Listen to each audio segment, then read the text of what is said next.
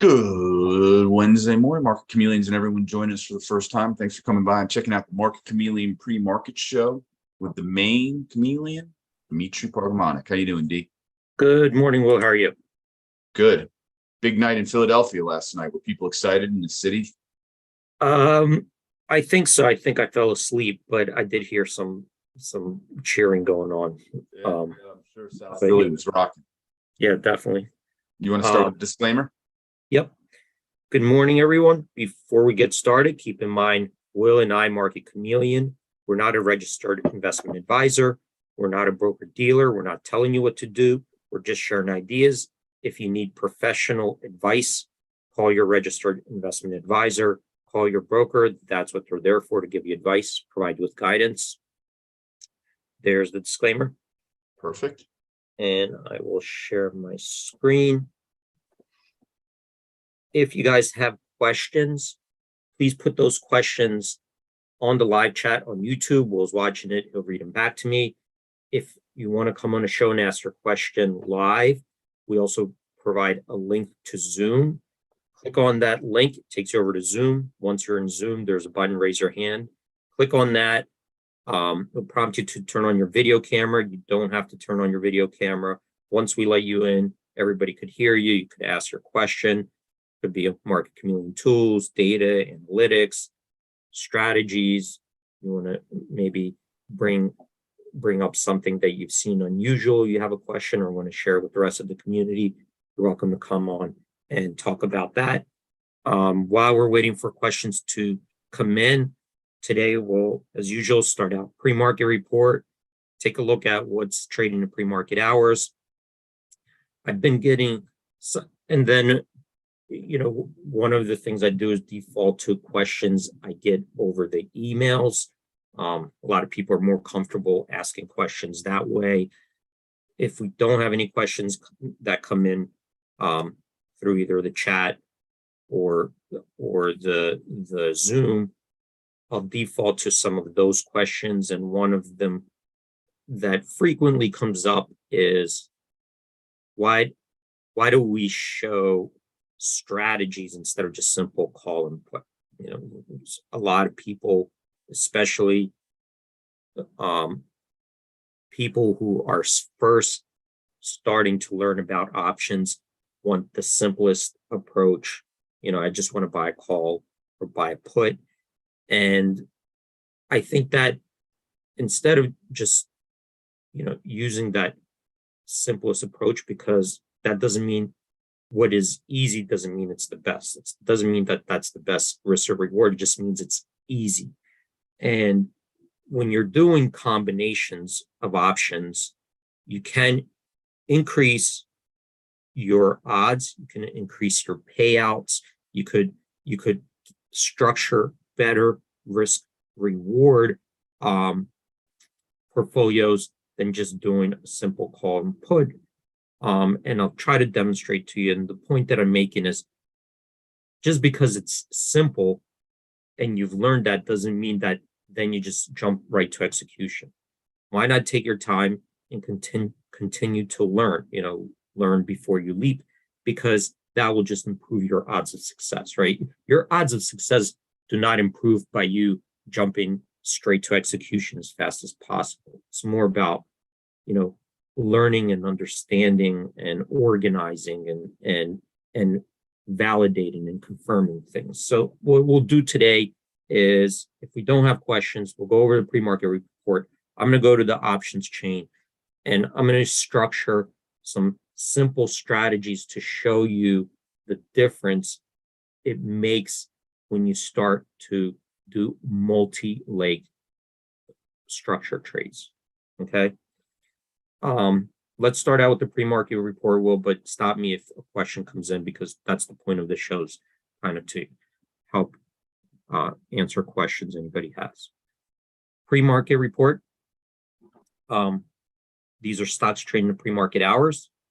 We have our most active stocks, our biggest percentage gainers, and our biggest percentage decliners. Here I see 52 stocks made our percentage gainers list, 41 on the decliners. From this perspective, slightly more bullish bias at the open. let's filter this list down to just S&P 500 companies. We want to take out small cap stocks that are in this list, ETFs, leverage products. Anything could make this list as long as it meets some certain thresholds. And let's filter it down to only S&P 500 stocks, get some insights what's going on there. I'm going to use the filters here in ETF to do this. So when I click on the filter, drops it down, gives me a list of ETFs. When I select one of these ETFs, what it will do is filter out the holdings in those ETF. So let's do this SPY, that's the S&P 500 ETF.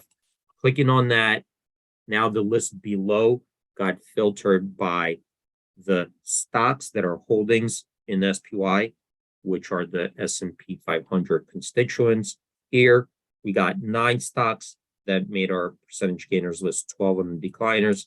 From this perspective, we're seeing a little bit of the opposite. It's slightly more bearish bias at the open. And of course, today will be a big day for the Fed announcement, 2 o'clock. They're going to, the consensus is raising interest rates by 0.75%.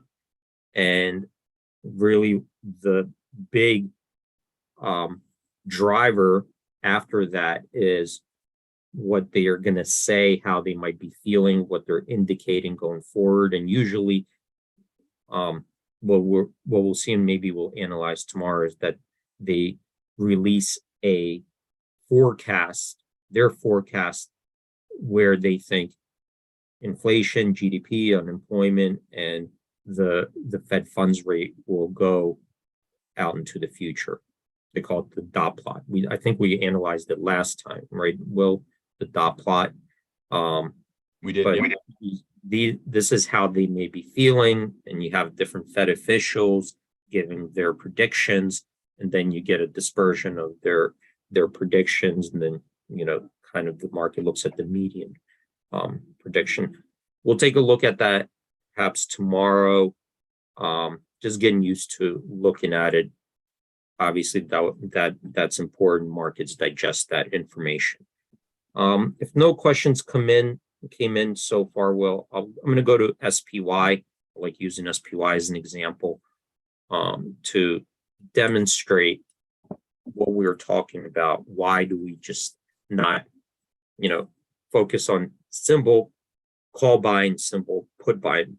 And there is a very good reason for that, which is, and it's fine to do that. I think most traders do, but it's one of the most difficult ways to trade successfully if you don't know if that's all you're doing, if you're just buying a call.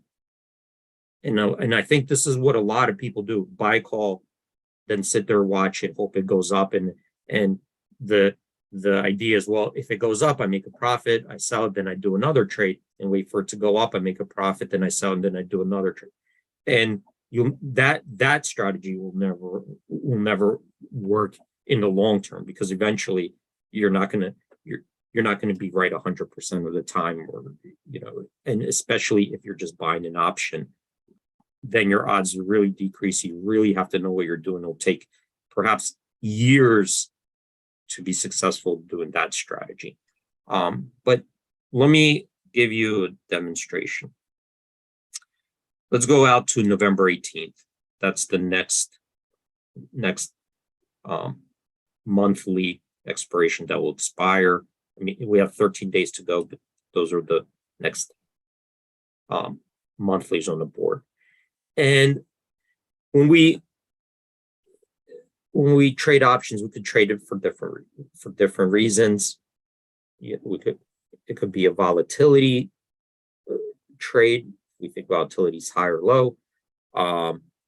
It could be a cost of carry. If we think that the cost of carry is out of line, maybe the dividend. It could be because your dividend prediction is different than the market. You could structure it that way. You could do it for direction. You could do it for gap risk. You think the stock's going to trade in different ranges.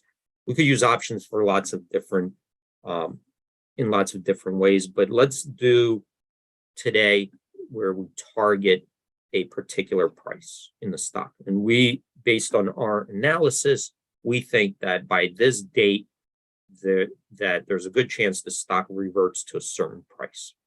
Okay. So let's say today is 300, the stock is $384 SPY. And this is just for demonstrations. I'm picking a price quickly. Okay. Because I want to demonstrate the options portion of it. And I'm just going to say, I'm using my technical analysis. I think that S&P 500 rallied too much, too quickly, too much enthusiasm. And I think it's going to start slowing back down. And my target is the 20-day moving average, right? That's a technical analysis, 20-day moving average. And where's the 20-day moving average? I'll put it here. So I'm clicking on it. It's around here, 371, 372. We're about, more than $10 away. And if that's my target, the 20-day moving average, okay, that there's going to be a reversion to that. We moved a little bit too far away and there'll be a pull down to it. What is a strategy that can capitalize on that reversion? Right? That's what I'm looking for. What kind of strategy can I structure that will give me the best risk reward ratio? Right now, because we already picked the target price. Now I could start out, let's say, at the money puts, right? And let's say the at the money puts are right here at 385. I could buy this put for $8.77. Let's see how that works. So $8.77, I'm going to load that strategy. And you could see whatever I paid $8.77. If the stock sits here, obviously, then I'm going to lose the entire amount. If it's above here, I lose that whole premium. And what will I make if I'm right? And I'm following. So here's $372 right here. I'm hovering over it.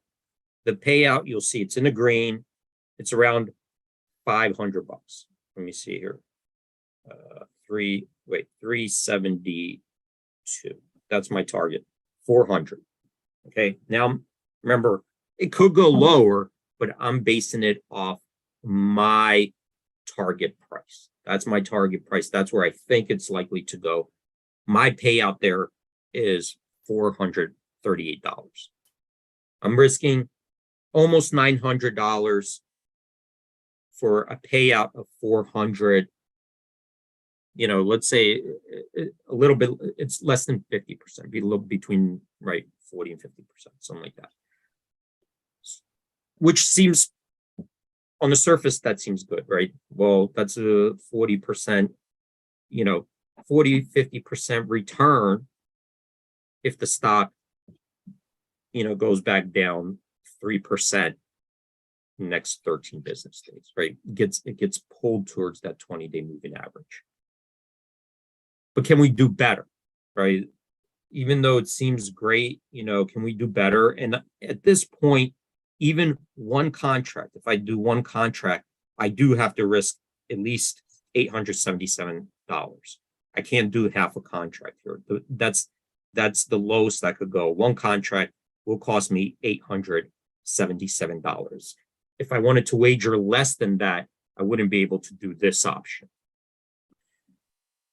So let's go a little bit further. Now, let's say I put on a spread. And since this is my target, 372, I'm willing to sell that put because that's where my target is anyway. It could go lower, but I have no real reason to believe it's just going to crash through. And if it starts going lower, I could always roll, do a roll or whatever. So I'm selling the 372, and now I'm going to buy that 384 put. or sorry, it was the 385. Let me take this off. 385. So the same one, 877. Now I sold the 372. Load that strategy. And here, I just lowered the minimum amount that to do this strategy. It's $479. Keep in mind, I want to try to do a little bit better, but at least I don't have to risk the whole 877. I could enter in this trade at a lower price, and if I wanted to bet more, I can, or I could average out or whatever, but I can do it at a lower price. But look at the risk and reward at this point. Now I'm risking 479, and it starts making over here. And if it does hit my target of 372, now it's $800. So, we're getting now closer. What did I say? It was 40-50%. The other, if it hit my target, it was a 40% return, 50% return, somewhere in between, let's say 45. Here, now we're getting, between, what is that? I can't quickly do that in my head, but it's getting between, closer to the 200%, right? Level, 150%, whatever. But you could see now the risk, I brought what I'm willing to risk right now. Now I brought that down because now I could do it at a cheaper entry point. And if I'm correct in my assessment, the reward is like 3 times greater than the previous one, right? The risk reward is 3 times greater. So I significantly just increase the potential reward for the risk I'm taking. And all I did was do a simple spread, so and this is the simplest spread. So let's see if we could even go further. Let's say I'm very convinced that 372 level, that's where really, my target is. I think it's going back to that. Now let's go further. I'm going to start out with the 385 put. All right, buying the 385 put like the originally planned. And the 372 is my target. So I'm going to sell that. What I'm going to do is I'm going to sell that put. Right? 372. Selling that put. Selling the call. And then I got to go in here. I'm trying to do the butterfly. So what did I do here? 372, 385. What do I have? 13. So I got to go to the 359 call, I think. Let me see if I did that right. Okay. Did I do them equal? Okay. So now I did the butterfly. And here, look what I did. Now I still have the same target, 372. What am I risking on this butterfly? Well, if it goes down a lot, $256, goes up a lot, $256. My risk is $256, right? If it goes outside my expected range. But if it hits there, it's $1,000 reward. So 4 to 1, what is that? Well, like something like 4 to 1. Now I increased it even further, right? And that's because I'm using the options in front of me to structure where I think the target price will go and what is the best risk reward payoff based on my expectations. Okay. And that's why you're increasing, right? Even if you are correct, right? If you are correct in your assumptions, then you're increasing your potential reward for the risk you're taking. And I just reduced the risk significantly because at this point, I'm doing right here. This is for this strategy. I'm risking $256. That's my max risk versus my original buying the put of $8.77.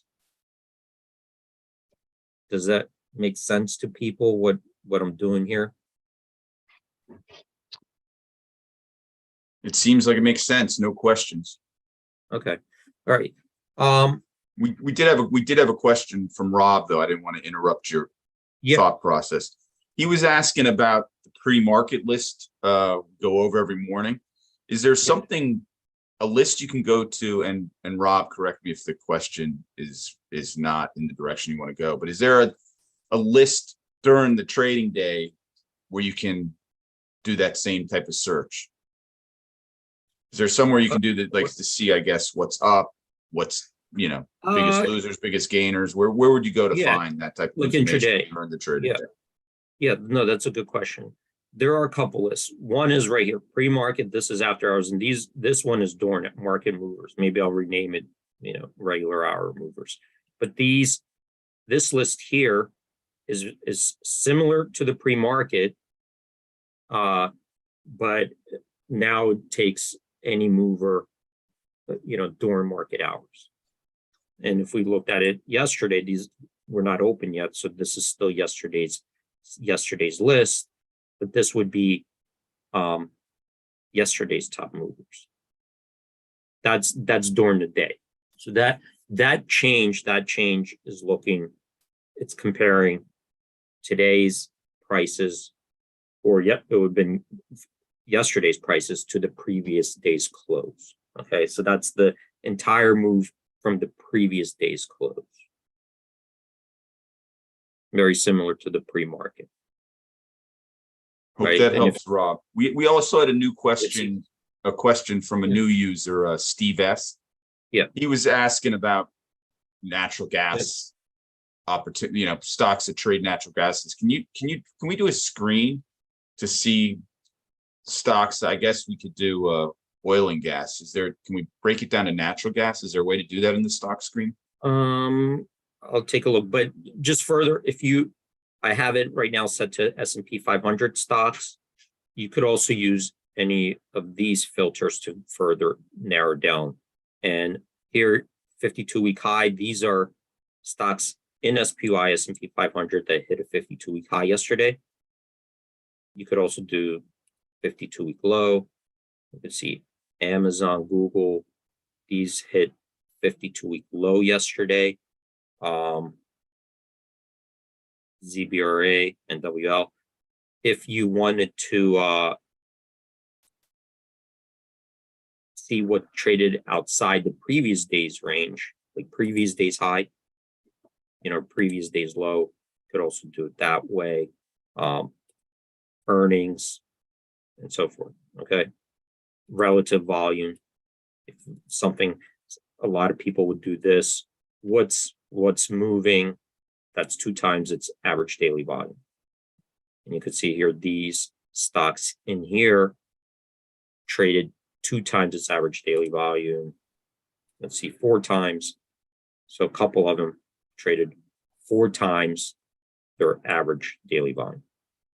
What was the question was? Yeah, it was someone new into the chat. Steve was asking about natural gas. If he wanted to start doing it. I don't know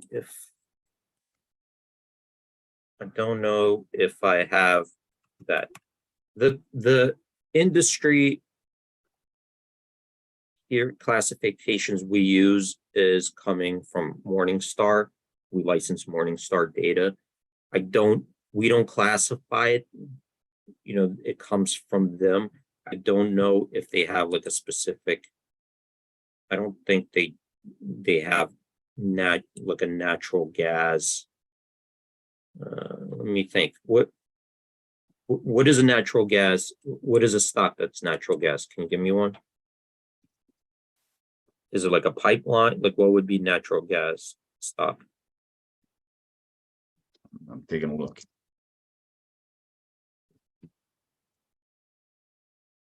Devon Energy, maybe. What's the symbol? I think it's DVN. DVN? Let me take a look. Is this it? So it's in the oil and gas. That's how they classify oil and gas sector. LNG is another one. So here's the different classifications. These two are from Morningstar. This is the SIC. This is the and so what natural gas right here? Would these be it? Crude, petroleum, natural gas.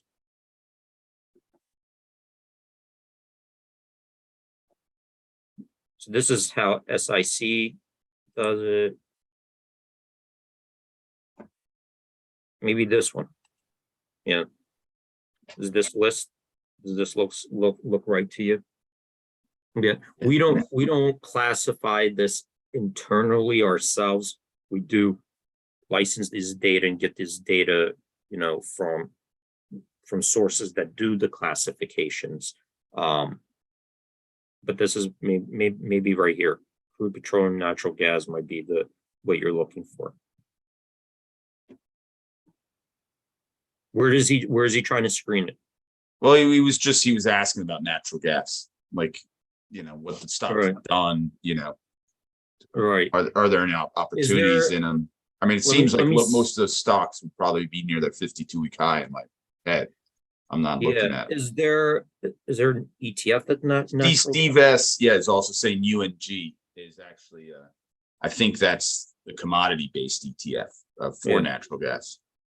Here, if I go to the ETFs and I'm just putting in a search natural, because this will be in the name. Here are ETFs that are natural gas ETFs. And you could probably, you know, let's take a look at here. Here's a natural gas ETF. If you're just looking at a basket of, you know, stocks in the natural gas, and here's another one, natural resource. Well, no, that's not natural gas. Here's natural gas. Look, that looks like maybe it's in the future. But here, natural gas. Let's see this one, FCG. Let's see if we have holdings for this. So here's FCG, and these are the stocks that are holdings in this natural gas ETF. If you're looking just for but you could see what they did on an individual basis. Let's see on a 1-year basis. Here are the top performers on a 1-year basis. AMPY, VT, OXY, up 112. Isn't this the one that Warren Buffett's buying? EQT, CRK. Here are their performance. Let's see, a couple of them not so good. These look like they've been just added. They're new. But what's the highest weighting? Here it has midstream, ECP midstream. You could go and read how they're doing their weightings. I'm not sure if it's based on what portion of their net revenues come from natural gas. You know, they might be involved in other parts of the energy sector. But if I had to find something quickly, this is how, you know, this is the fastest that I could come up with right now. Very cool. We did have it's almost we'll write it against the bell. We could carry it over tomorrow. We had a new gentleman on who's asking about earnings, and it was Tony. Tony, maybe tomorrow you could come on if you want to describe what you're looking for. He said, "Good morning to you all. I have just recently come across a strategy based on an earnings surprise. Does MC have reports that will help me investigate these situations?" And we have tons of earnings information, Tony, and screeners. But from that comment in the chat, I cannot determine exactly what you're looking for. So if you email us, support@MarketChameleon.com, or you want to come on live tomorrow via the Zoom link and ask your question, we could maybe walk you through some of the features we have. But and Laurent, actually, D, I don't know if you saw it, but Laurent said he sent over a email with a question about the put screener. Maybe we could go over that tomorrow. Okay, yeah, I'll take a look. Yeah, I'll look for that. All right. Okay. Thanks, everyone. Great job, D. All right. Thanks everyone for joining. Stay safe out there. Have a great trading day. Hope to see you guys tomorrow. Great job.